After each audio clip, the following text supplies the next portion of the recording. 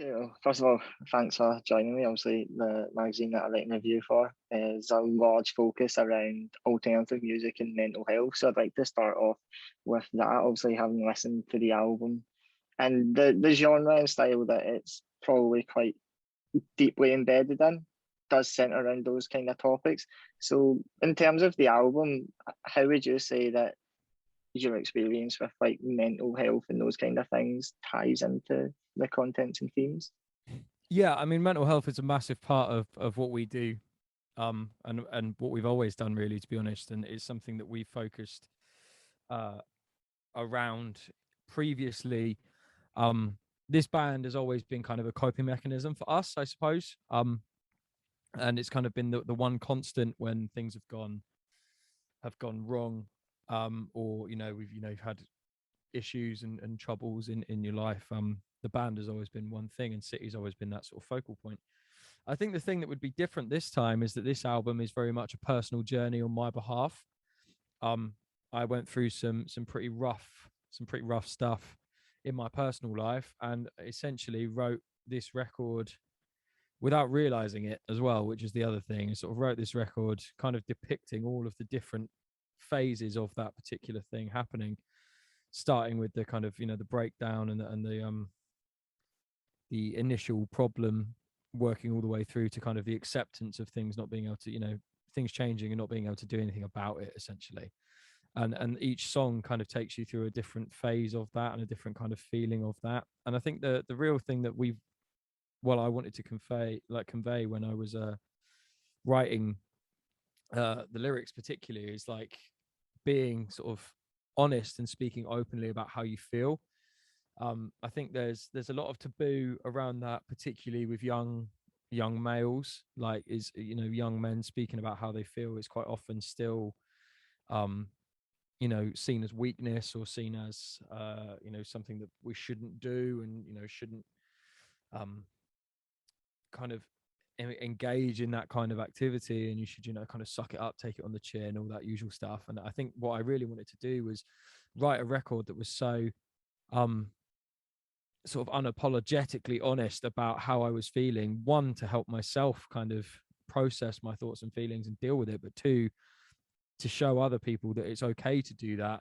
Hopefully, give them something to relate to in their own way, and then use that as a vessel almost to kind of get them through their troubles and trials and tribulations in life, really. But it's very much about that kind of feeling of speaking about how you feel, and not really caring about what other people think about it, or kind of feel about it, and realizing that it's the best thing for you to do personally is to actually do that and to deal with it in that way.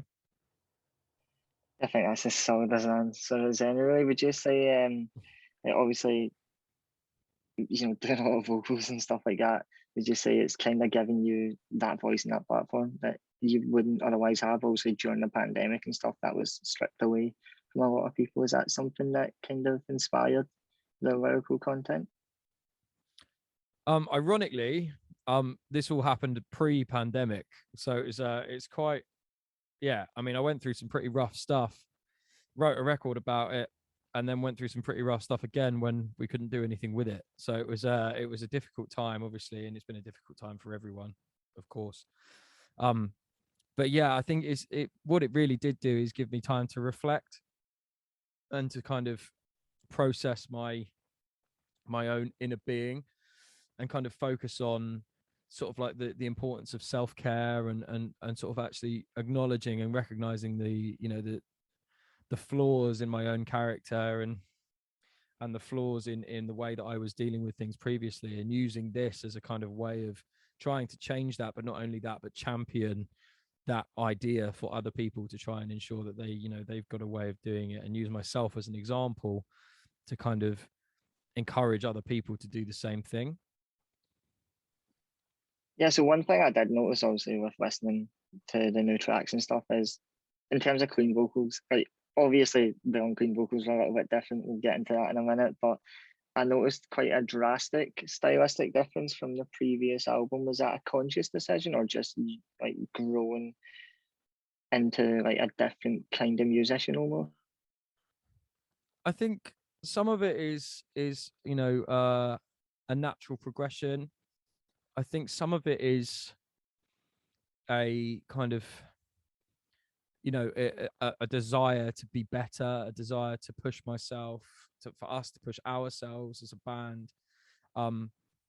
There was a definite desire on this record to try and write songs for the song, if that makes sense. So to do things for what felt right at the time, and not to think too much about what other people, what's trendy, what's popular, what would this person do here, what would that person do here, just to feel like this is what we want to do, this is the record that we want to make, and hopefully people will get on board with it. But I would say the main thing is it's the relationship that I've got with the songs, and the relationship that I've got with the story, that probably is the main thing that comes through. I think you can hear, I mean, it's odd because it feels a little bit like an out of body experience to me almost at times, because you can hear the sort of the pain and the emotion in the vocal, as we'll call it.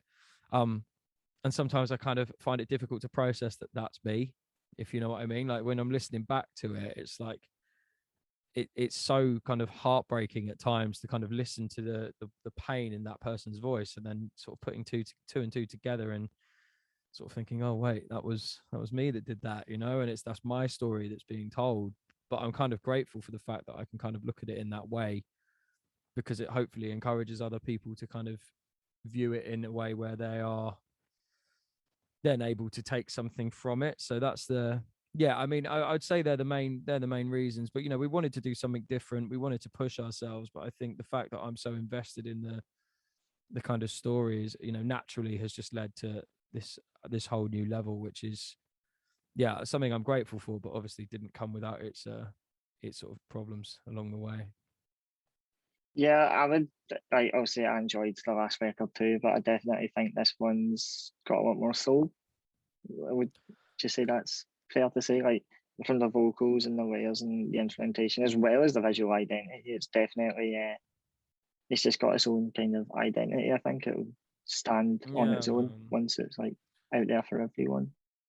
Thanks, man. Yeah, no, I think it's been one of those things where um the last record was, a sort of coming of age record almost for us. Like, it's the recording process of doing it in sections, and we had a member change halfway through the album, so trying to figure that out and all that sort of stuff was going on. And we were very proud of it, but it was kind of a collection of songs, whereas this record, the Coma album, definitely feels more like a cohesive body of work that has kind of been put together over time with a consistent theme. It wasn't something we sat down and talked about, but the theme was very, relatively obvious early on with the songs that were being written, and the other boys in the band got involved in the writing process and wrote things from different perspectives. But the consistency of this is what we're thinking, this is what we're feeling at that time became relatively clear. And then that continued into the recording process. We did it all in one hit. We went away to the studio for nearly a month and just kind of completely immersed ourselves in the record, and that was very much kind of part of it. And I think that's been the key difference this time, is it's sort of having that opportunity to fully immerse ourselves in the experience of Coma, the story, the lyrics, the overall feeling and emotion behind it, and then try and convey that into a record that kind of does that story justice almost, through the visuals and through the obviously the album itself. And I think we're all very proud of how that's come across, and hopefully people can kind of see the vision that we've had, because it's been a very kind of cathartic experience, but it's been a lot of fun in a weird way at the same time. So it's been good. You can't really talk about it, obviously, lineup changes and the visual identity without mentioning the man behind the camera himself. So how was it? Like, how did that come about? Obviously, Ollie being so deeply embedded into the process, was that something that happened quite early? Or is it something that was Um, just kind of there for a while? Because it's obviously impacted you guys sonically and very obviously visually. yeah, I mean the visual side of it is a blessing really, because obviously having someone like him in the fold was always gonna up that particular style. And obviously he's made visual stuff for us before, but when he's physically invested in it, obviously that's just going to change the mindset entirely. So to have him involved in that side of things has been great. But yeah, I mean, with him actually joining the band in the first place, it was a much more simple process than I think we expected. It was a much more simple process than we'd ever imagined would be possible. Obviously, Sam. The one thing about lockdown, I think that I've said this in a couple of interviews, but the one thing in lockdown that's probably different for us than to most people is it actually kind of bought us time, where a lot of people were, struggling and wanting to put things out and having cancellations and delays and things.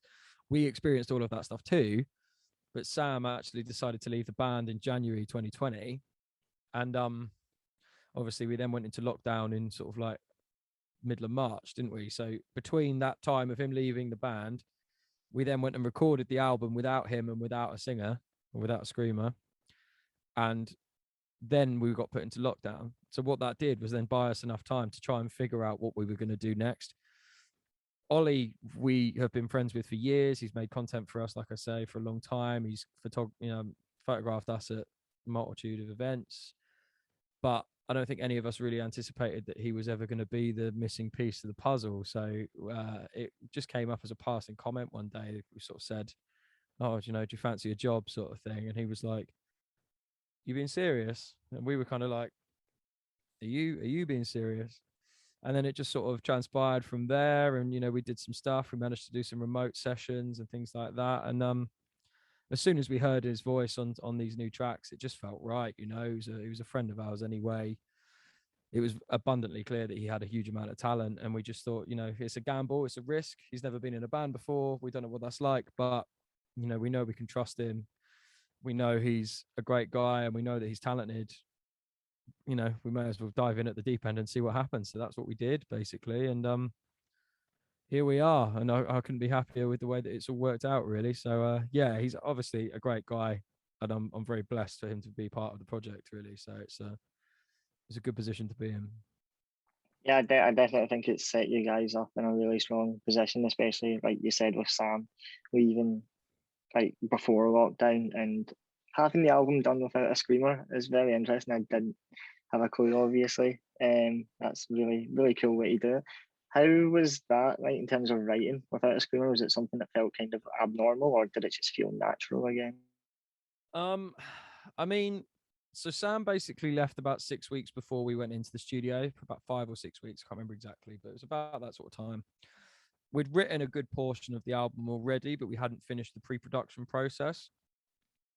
So Jamie and I, who's the bass player in the band, had written all of the lyrics. We'd written the songs, so there was a nice sort of clean cut.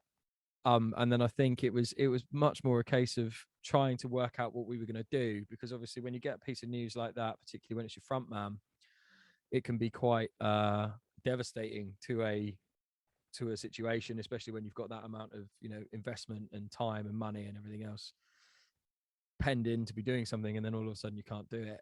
So we spoke to various people, spoke to our producer, spoke to our management, and various conversations were had, and we just decided that the best thing to do was to go into the studio and just experiment and see what happened basically. So we went in, we didn't know if we were going to do it all as clean vocals. We didn't know if we were going to try some kind of hybrid thing, go as a 4-piece, find a replacement, blah blah blah blah.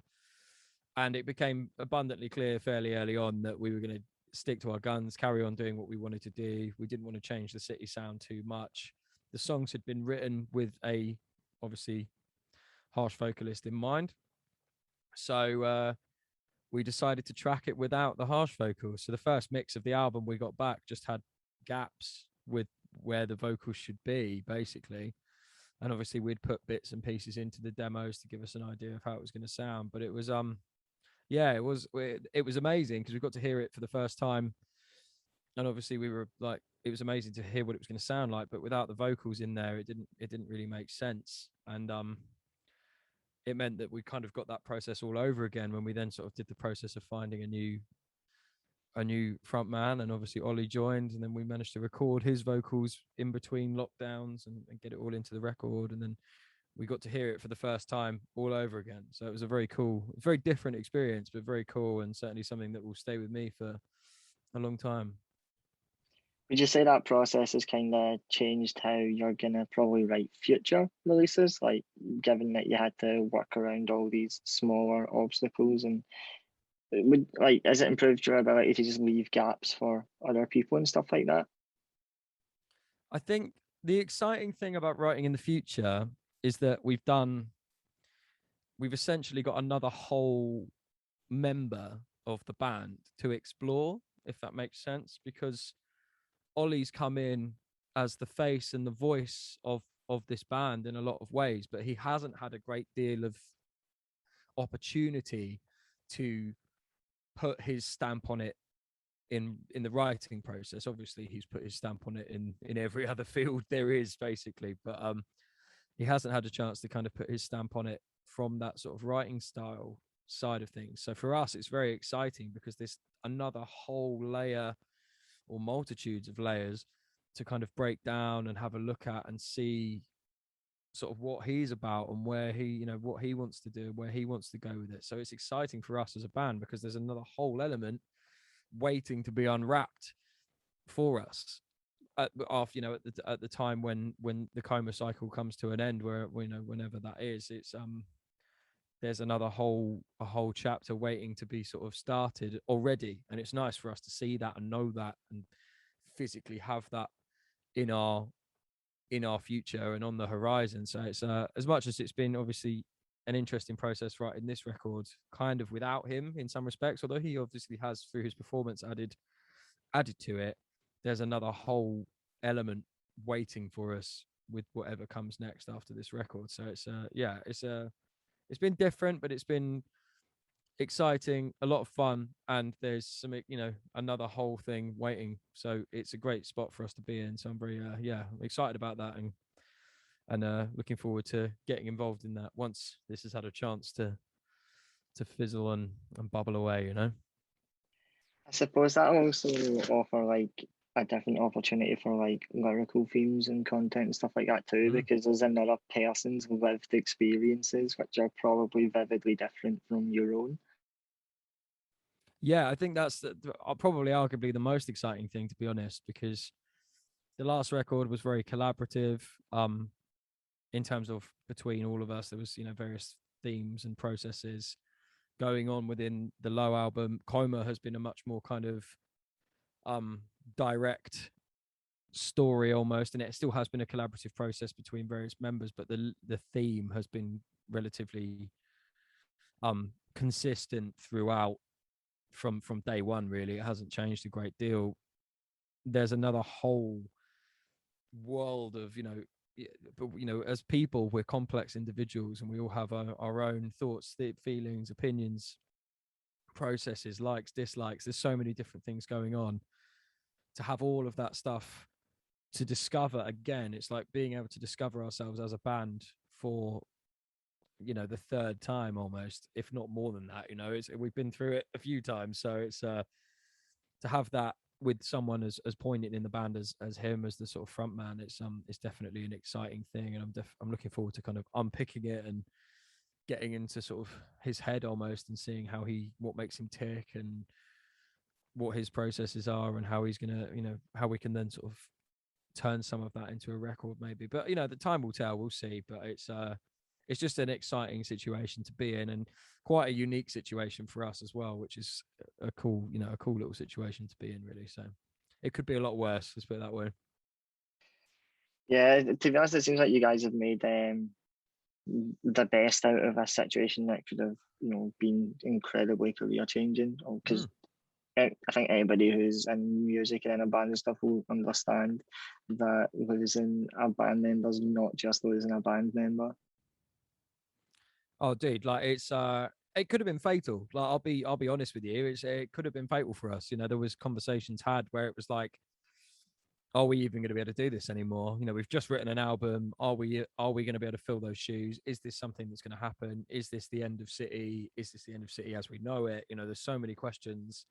And it could have been that way. And we all clubbed together and decided that no, we weren't going to let it kind of defeat us almost. And we wanted to do something to make something of this record that we'd written that we were very proud of. So that's what we've done, and it's yeah, I'm just grateful that it's all kind of worked out, really, because like I said, it could have been a very, very different story. So it's yeah, I'm just pleased that it's worked out the way that it has, and looking forward for people hearing what we've got in store with the rest of this album for the first time, which is going to be cool. Yeah, I think it kind of feels like from an outward perspective anyway, as a fan and stuff, it feels like a kind of rebirth of the band. Like I think a lot of people follow the band a bit more closely now. Like you've definitely seen a significant amount of growth. I think that's fair to say. Yeah, yeah, I think the community surrounding the band is the lifeblood of what we do, basically. Like we've always been advocates for trying to be a sort of safe space for people to kind of interact and be together and present in the moment and just kind of experience what we do. You know, we run all our own social media pages. We respond to messages that we get sent directly. There's no sort of team behind us. There's none of that sort of stuff. It's all very much, I mean, there is a team behind us, but we don't let them get involved in that because we're very much a case of wanting to, be genuine, be quintessentially City, what we've always stood by. But I think having this sort of shake up in camp has definitely revitalized that for us and shown us that sort of time is precious, and we want to be able to make a difference to people and leave a legacy behind that is a positive one, especially in the way that the world is at the moment. It's a challenging place to be, mentally. For a lot of people, it's been a really rough time, and we just want to try and make a difference and try and give people something to look forward to, something to smile about, and hopefully something to have a good time together in a room eventually when we're allowed to do that again. I mean, obviously we've been out and done some touring now, and it was incredible. So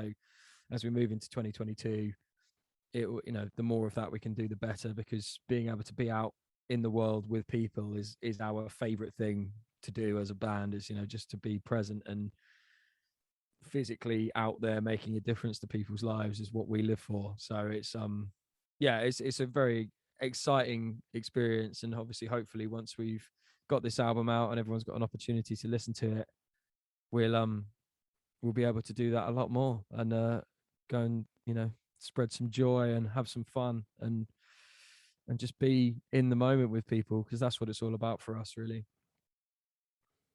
That's pretty much put perfectly. Yeah. So one final question I do have, like I already gave you a pre-warning, I was going to ask about it, is what was the decision and the thought process behind, the pink aesthetic? I guess like it's quite kind of pops out at you quite a lot.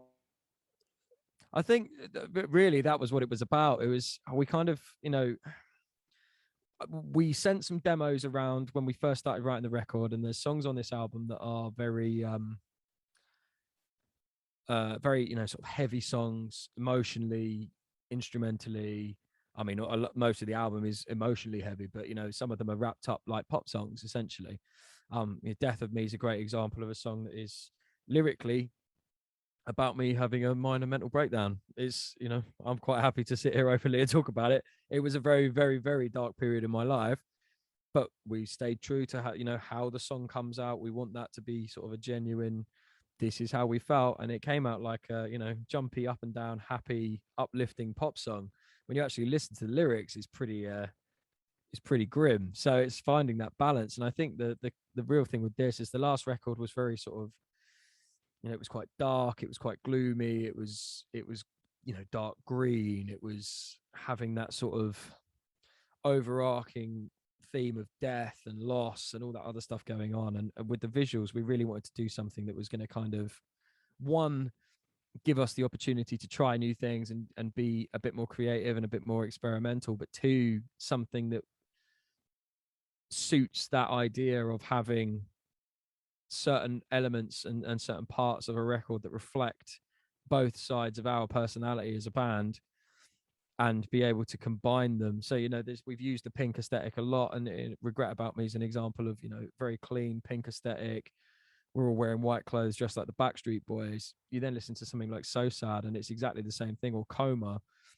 it's the same thing where it's very dark, but the pink is still present and it's still there as a running theme through what we're doing. And we wanted that to kind of be involved in what we were doing. So it was a very sort of thought out process. And yeah, it seems to have worked. So we're very pleased with it. And it's just, we just wanted to try something new and try something different and have an opportunity to express ourselves visually in a way that we hadn't before. And have some fun along the way and give people something to smile about. And I feel like that's what we've done. Through the adversity of what the record is about, to have come out of it in a sort of positive way and show people that there is a light at the end of the tunnel. And that's part of what the white aesthetic of the whole record is as well, is to, you know, that positivity through the darkness is is kind of sort of the reason for it. So I'm glad you like it, because it was a calculated decision, so it's hopefully a good one.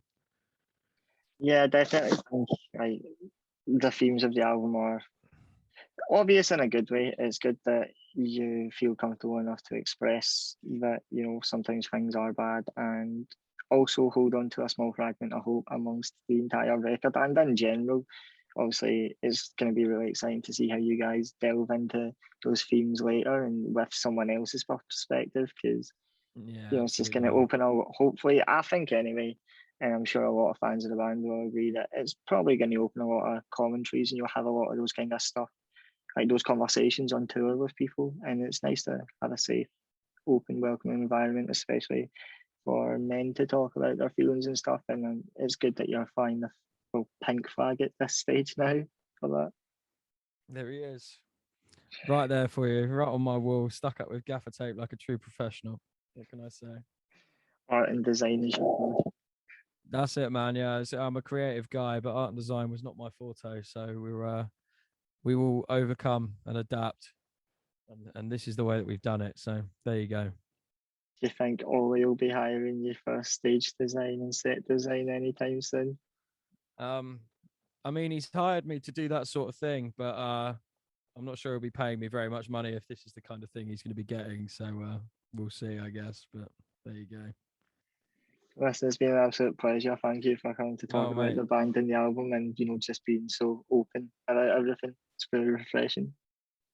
Honestly, mate, it's a pleasure, and I really appreciate you having me. It's great to chat after all this time. So it's nice to have sat down, and thank you for having me, because it's great, and I look forward to reading what you managed to put together.